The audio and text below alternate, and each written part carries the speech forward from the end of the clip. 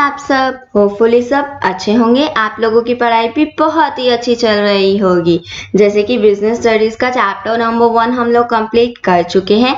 आज हम स्टार्ट करने वाले हैं चैप्टर नंबर 2। स्टार्ट करने से पहले मैं आप लोगों को ये भी बता दूं कि स्टैट्स की क्लासेस भी स्टार्ट हो चुकी है। स्टैटिस्टिक्स फॉर इकोनॉमिक्स भी चल रहा है। प्लेलिस्ट चेक कर लेना, 2 चैप्टर मैंने ऑलरेडी कवर करा दिए हैं। तो आज हम बिजनेस स्टडीज का चैप्टर नंबर 2 स्टार्ट करने वाले हैं। चैप्टर नंबर 1 ना देखा हो तो डिस्क्रिप्शन बॉक्स में लिंक मिल जाएगा, वहां से जाकर के देख लीजिएगा। ओके, चैप्टर नंबर 2 स्टार्ट करने से पहले मैं आपको बता दूं कि ये चैप्टर बहुत ज्यादा इंपॉर्टेंट है, बहुत वेटेज रखता है आपके एग्जाम्स में, बहुत इंपॉर्टेंट है। बहुत अच्छे से समझना इसे, बहुत मजा आएगा। वीडियो को एंड तक देखना। आज सिर्फ हम बेसिक कंसेप्ट्स के बारे में पढ़ेंगे इसके, कि आप इस चैप्टर में क्या क्या पढ़ने वाले हैं। आइए स्टार्ट करते हैं। Let's get started. जैसे कि आप लोगों ने चैप्टर नंबर 2 का नाम ही देख लिया। क्या है नाम हमारा चैप्टर नंबर 2 का? Forms of business organisation. यही नाम है चैप्टर नंबर 2 का। फॉर्म्स ऑफ बिजनेस ऑर्गेनाइजेशन के बारे में आज हम बात करने वाले हैं। उससे पहले अपना चैप्टर नंबर 1 थोड़ा सा याद कर लो। लास्ट टॉपिक क्या कराया था मैंने? लास्ट टॉपिक मैंने आप लोगों को कराया था फैक्टर्स अफेक्टिंग बिजनेस। ओके, उसमें हमने कुछ बहुत सारे फैक्टर्स पढ़े थे जो हमारे बिजनेस को इफेक्ट करते हैं। जैसे कि बिजनेस का साइज हो गया, या चॉइस ऑफ बिजनेस हो गया कि कौन सा बिजनेस करना है। एक हमने फैक्टर पढ़ा था कि choice of form of business organisation, कि कौन से फॉर्म ऑफ बिजनेस ऑर्गेनाइजेशन को मैं चूज करूं। तो आज उस क्वेश्चन के आपके आंसर्स आपको मिलने वाले हैं कि किस बेसिस पे मैं चूज करूंगी कि मैं कौन सी बिजनेस ऑर्गेनाइजेशन का फॉर्म को ले सकती हूँ अपने बिजनेस को परफॉर्म करने के लिए। तो आइए आज इसे स्टार्ट करते हैं। फॉर्म्स ऑफ बिजनेस ऑर्गेनाइजेशन, जिसमें मैंने आपके सामने 5 नेम्स डाल रखे हैं। First one is sole proprietorship, second one is partnership form, third one is Hindu undivided family, fourth one is cooperative society, fifth one is company. ये पांचों के पांचों हम लोग डिटेल में भी पढ़ेंगे। मैं सेपरेट वीडियोस बनाऊंगी पांचों के बारे में डिटेल में। इसके एडवांटेजेस जो मेन हमें पढ़ने होते हैं वो पढ़ने होते हैं, इसके बारे में पढ़ेंगे। इसके एडवांटेजेस पढ़ेंगे, डिसएडवांटेजेस पढ़ेंगे, फीचर्स पढ़ेंगे। पार्टनरशिप के तो टाइप्स भी हैं वो भी पढ़ेंगे। सारी वीडियोस मैं टाइम टू टाइम आगे बनाती रहूंगी पर्टिकुलर टॉपिक पे। आज जो मैं आपके लिए लेकर आई हूँ सिर्फ और सिर्फ इंट्रोडक्शन लेके आई हूँ इस चैप्टर का, कि ये पांचों का मतलब क्या होता है। आज हम बेसिक डिस्कशन करेंगे इसके बारे में। थोड़ी सी नॉलेज आज ले लेते हैं कि आगे दिक्कत ही नहीं आएगी आप लोगों को अगर आपको बेसिक पता होगा। तो आइए करें स्टार्ट अपना। पहला स्टार्ट करते हैं हम सोल प्रोप्राइटरशिप से। क्या होता है सोल प्रोप्राइटरशिप? सोल का मतलब होता है सिंगल। सोल का मतलब क्या होता है? सिंगल। आप लोगों को भी पता है कि सोल का मतलब क्या होता है? सिंगल होता है। और प्रोप्राइटरशिप का क्या मतलब होता है? ओनर। तो यानी कि अगर मैं सोल प्रोप्राइटरशिप को जोड़ देती हूँ तो क्या बनता है? Single owner. क्या बनता है? Single owner. यानी कि सोल प्रोप्राइटरशिप का मतलब होता है own, manage and controlled by the single person.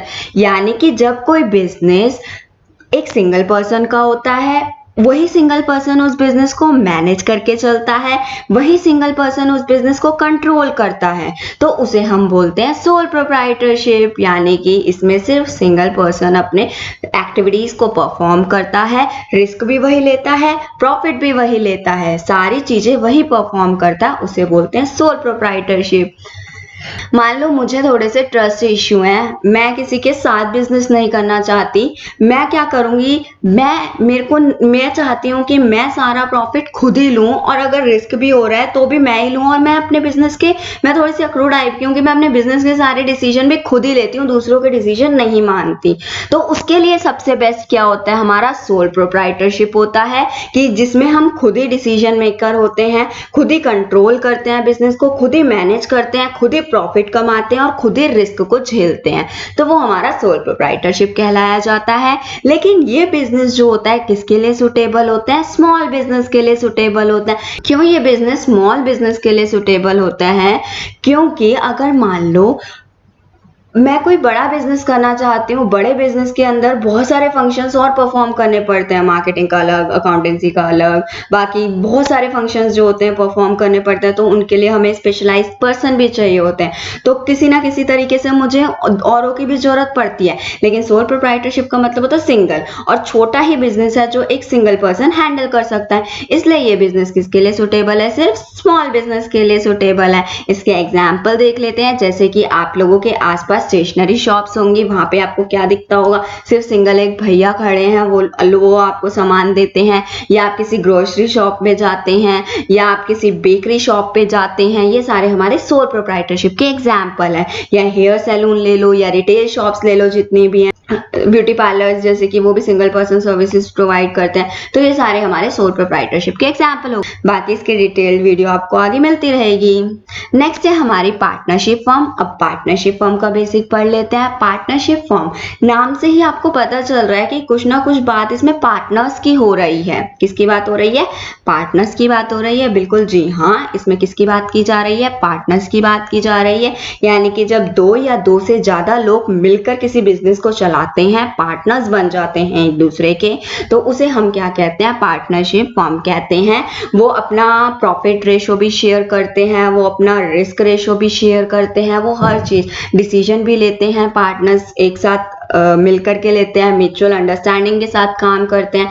वो हमारा पार्टनरशिप फर्म के अंडर आ जाता है। जैसे कि आप लोगों ने भी कभी सोचा होगा कि ना, मैं और मेरी फ्रेंड मिलकर के कोई ना कोई काम करेंगे, पार्टनर्स, एज अ पार्टनर। तो क्या होता है उसमें? हम लोग दोनों साथ में डिसाइड करके काम करते हैं। मतलब दो या दो से ज्यादा हाथ जब मिल जाते हैं और एक रिलेशन बन जाता है, वो हमारा पार्टनरशिप फर्म होता है।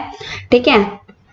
हमारे जो मिनिमम पार्टनर्स होते हैं वो कितने होते हैं? 2 पार्टनर्स होते हैं, क्योंकि एक इंडिविजुअल पर्सन अपना पार्टनरशिप क्रिएट नहीं करता, तो 2 पार्टनर्स मिनिमम होते हैं। और अगर मैं 2013 एक्ट के अकॉर्डिंग देखूं तो हमारे 100 पार्टनर्स मैक्सिमम होते हैं। लेकिन कुछ रूल 10 के अंडर हमारी कुछ नोटिफिकेशन आई है जिसमें हमारे मैक्सिमम पार्टनर्स 50 होते हैं। ठीक है, ये बात हम डिस्कस करेंगे जब हम पार्टनरशिप फर्म के बारे में पूरा डिस्कस करेंगे। ओके, तो ये जो हमारा गवर्न किसके अंडर होता है? पार्टनरशिप एक्ट 1932 के अंडर होता है। यानी कि ये जो हमारा पार्टनर्स रजिस्टर्ड होते हैं या रजिस्ट्रेशन होती है, ये सारे किसके अंडर होती है? हमारी पार्टनरशिप एक्ट 1932 के अंडर होती है। Particular form of business organisation के लिए पर्टिकुलर एक्ट हमारे स्टैब्लिश किए गए हैं, लॉ स्टैब्लिश किए गए हैं, जिसके अंडर ये काम करते हैं। ओके, ये हो गई हमारी पार्टनरशिप फर्म की बात। नेक्स्ट है हमारा Hindu undivided family. Hindu undivided family, यहाँ पे आपको फैमिली का नाम दिख रहा है, यानी कि कुछ ना कुछ हिंदू की फैमिली से रिलेटेड होगा। हिंदू अनडिवाइडेड फैमिली यानी कि हिंदू की ऐसी फैमिली जो डिवाइड नहीं हुई है, यानी कि जो लोग सारे साथ में रहते हैं, चाचा दादा के जितने बच्चे हैं या दादा के जितने भाई हैं, सब वगैरह सब कौन रहते हैं? साथ में रहते हैं, वो होती है हिंदू अनडिवाइडेड फैमिली। ये एक oldest form of business organisation है। इसमें क्या होता है? जो फैमिली के मेंबर्स होते हैं वही क्या करते हैं? बिजनेस रन करते हैं, वही बिजनेस हैंडल करते हैं, कैरी आउट करते हैं बिजनेस को संभालते हैं। कौन संभालते हैं? Member of the Hindu undivided family he business को संभालते हैं। इसके अंदर own and carried out by the member of the HUF। जो हिंदू अनडिवाइडेड फैमिली के जो मेंबर्स होते हैं वही क्या करते हैं? इस बिजनेस वगैरह को संभालते हैं, यानी कि फैमिली मेंबर ही बिजनेस चलाते हैं। ये इसको कौन गवर्न करता है? हिंदू लॉ गवर्न करता है। ये हिंदू लॉ के अकॉर्डिंग काम करती है। इसमें आप 2 टर्म्स पढ़ेंगे, कर्ता एंड को-पार्टनर्स। कर्ता कौन होता है? हेड ऑफ द फैमिली होता है, जो हर चीज को मैनेज करते हुए चलता है। सारे डिसीजन किस पे लाई करते हैं? कर्ता पे लाई करते हैं। ये हमारा कर्ता होता है, जो ओन एंड कंट्रोल करता है हमारे बिजनेस को एक तरीके से। और को-पार्टनर्स कौन होते हैं? मेंबर ऑफ द फैमिली होते हैं, फैमिली के मेंबर होते हैं जो काम परफॉर्म करते हैं हमारे। ठीक है, वो को-पार्टनर्स होते हैं। ये हो गया हिंदू अनडिवाइडेड फैमिली। नेक्स्ट है हमारी कोऑपरेटिव सोसाइटी। आपको नाम से ही पता चल रहा होगा, कुछ ना कुछ कॉपरेशन हो रहा है। इसमें क्या हो रहा है? कुछ ना कुछ कॉपरेशन हो रहा है, कॉपरेशन के साथ कुछ ना कुछ काम परफॉर्म किया जा रहा है। तो इसमें क्या किया जाता है? कोऑपरेटिव सोसाइटी में working together for a common purpose. सिर्फ एक ही पर्पस के लिए वो सारे लोग एक साथ काम करते हैं, उसे हम बोलते हैं कोऑपरेटिव सोसाइटी।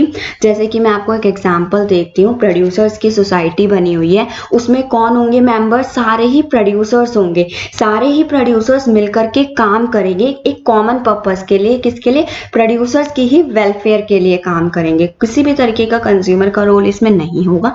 जिसकी सोसाइटी कोऑपरेटिव सोसाइटी बनी होती है वो मिलकर के काम करते हैं, मेंबर भी वही लोग होते हैं और वो कॉमन पर्पस के लिए परफॉर्म करते हैं। जैसे मैंने आपको प्रोड्यूसर्स का एग्जांपल दिया कि प्रोड्यूसर्स मेंबर होंगे उस सोसाइटी के और वो मिलकर काम करेंगे अपने खुद के वेलफेयर के लिए, उसे कोऑपरेटिव सोसाइटी बोलते हैं। और ये किसके अंडर रजिस्टर्ड की जाती है? कोऑपरेटिव सोसाइटीज एक्ट 1912 के अंडर होती है। ओके, बाकी डिटेल में हम आगे से पूरा कंसेप्ट पढ़ेंगे। काफी कुछ है डिटेल में, आप एडवांटेजेस पढ़ेंगे, डिसएडवांटेजेस पढ़ेंगे, फीचर्स पढ़ेंगे, ये सारी मैं आपको डिटेल में पढ़ाऊंगी आगे। ओके, नेक्स्ट हमारी कंपनी की बात होती है। Fifth and the last one is company. Company क्या होती है? हमारी आर्टिफिशियल पर्सन होती है जिसकी सेपरेट लीगल एंटिटी होती है। अगर एक ह्यूमन बीइंग है और एक कंपनी है तो ह्यूमन बीइंग लॉ की नज़रों में ह्यूमन बीइंग की आइडेंटिटी अलग होगी और कंपनी की आइडेंटिटी अलग होगी। कंपनी की जो आइडेंटिटी है वो क्या होती है? हमारी डिफरेंट होती है उसके मेंबर्स से, ठीक है। यानी कि अगर कंपनी को कभी किसी एसेट की जरूरत पड़ती है, किसी लोन की जरूरत पड़ती है, तो वो किसी मेंबर के नाम पे नहीं लिया जाता, वो किसके नाम पे लिया जाता है? कंपनी के ही नाम पे लिया जाता है, क्योंकि कंपनी क्या है? आर्टिफिशियल पर्सन है जिसकी क्या है? सेपरेट लीगल एंटिटी है। ओके, ह्यूमन बीइंग से, मेंबर से, उसके मेंबर से अलग ही एंटिटी है कंपनी के हमारे, ठीक है। और ये किसके अंडर काम करते हैं? कंपनीज एक्ट 1956 के अंडर पहले किया जाता था, लेकिन अब कंपनीज एक्ट बदल चुका है जो कि 2013 आ गए, इसके अंडर ये सारे फंक्शन परफॉर्म करते हैं। ओके, नेक्स्ट हम बात करेंगे शेयर होल्डर की। कंपनीज में ना शेयर होल्डर होते हैं, कंपनीज अपने शेयर्स निकालती है जिसे हम लोग खरीदते हैं। लोग क्या करते हैं? उसे खरीदते हैं और बदले में क्या करते हैं? पेमेंट देते हैं, कंपनी को पेमेंट देते हैं, ठीक है। तो वो क्या होते हैं? हमारे शेयर होल्डर होते हैं जो कि कंपनी के शेयर को खरीद के पेमेंट करते हैं। अब वो पेमेंट कर रहे हैं कंपनी को किसी तरीके की, तो वो क्या कहलाते हैं? ओनर कहलाते हैं कंपनी के, ठीक है। शेयर होल्डर जो शेयर खरीदते हैं कंपनी के वो ओनर कहलाते हैं। और बोर्ड ऑफ डायरेक्टर कौन होते हैं? मैनेजर्स होते हैं। वो सारे कंपनी के फंक्शंस को मैनेज करते हुए चलते हैं। कौन चलते हैं? बोर्ड ऑफ डायरेक्टर्स चलते हैं। ये था हमारा कंपनी का कंसेप्ट। ये पांचों कंसेप्ट हम बहुत ही जल्द एक एक करके डिटेल में पढ़ने वाले हैं। नेक्स्ट वीडियोस में ही स्टार्ट करते हैं अपना। बहुत जल्दी ये चैप्टर भी आपका कंप्लीट कराने वाली हूँ मैं। बहुत ध्यान से, बहुत आराम से पढ़ना, बस इस चैनल के साथ जुड़े रहना और इस चैनल को इसी तरीके से सब्सक्राइब करिए, लाइक करिए, शेयर करिए अपने दोस्तों के साथ और कमेंट करिए किसी भी तरीके की दिक्कत आती है। और बेल आइकन प्रेस करना मत भूलना, नहीं तो फिर बोलोगे कि खाली बेसिक कंसेप्ट्स करा के हम लोगों ने छोड़ दिया है, जबकि हम एक एक टॉपिक को अच्छे से पढ़ा रहे होंगे और आप लोगों के पास नोटिफिकेशन नहीं आएगी। नोटिफिकेशन जल्दी से जल्दी लेने के लिए बेल आइकन जल्दी से जल्दी प्रेस कर लीजिए, सब्सक्राइब बटन के साथ ही मिल जाएगा। पहले सब्सक्राइब करिए, देन बेल आइकन प्रेस करिए जल्दी से जल्दी, बिना टाइम वेस्ट किए। Thank you so much.